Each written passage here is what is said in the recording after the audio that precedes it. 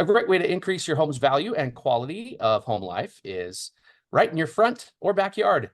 Real estate expert Rick Sadle with Keller Williams Realty and SadleRealEstate.com is with us. Hello there, Rick. Hey, good morning.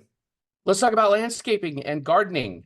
Maybe not the art of it or the actual part of it, but what comes to mind first when you're investing in landscaping? Well, I mean, the first thing for me, like you just said, is hire someone else to do it, right? I have the opposite of a green thumb. We joke in our house that I could kill an artificial plant. But all kidding aside, curb appeal is pretty big when you're selling a house. So the first thing that really comes to mind is return on investment potential when you're investing in landscape. We have a saying in real estate, it starts at the curb. But nowadays, with pictures and videos and drone photos, it starts even further away than the curb. In fact, a lot of people right now are looking on, the house they're thinking about on Google View Street Maps, right? Like they can be looking across the state or across the country. So nowadays, it really starts on the internet. And when you approach your outdoor living space, or not even living space, but how it looks outside, do you consider that basically in the same light as your indoor space?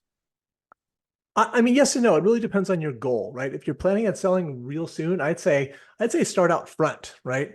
If it's really just for your enjoyment, then yeah, I would say base it on where you spend the most time, right? At my house, for example, we spend a lot of time out back in the spring and summer. So since we're not selling anytime soon, we focus most of our landscaping efforts, well, at least paying people to do it, on the backyard. But I think it really just depends on your situation.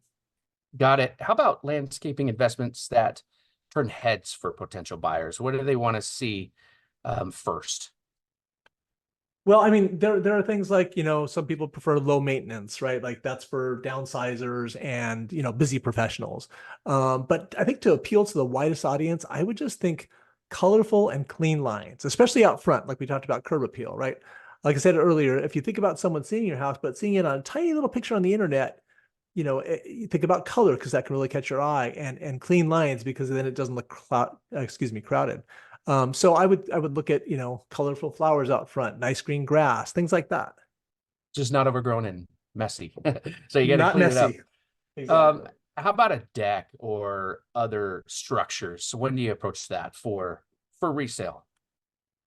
Well, I think decks and patios are always a great idea. Outdoor structures like gazebos, things like that, especially if you have a backyard big enough that lends itself to outdoor living.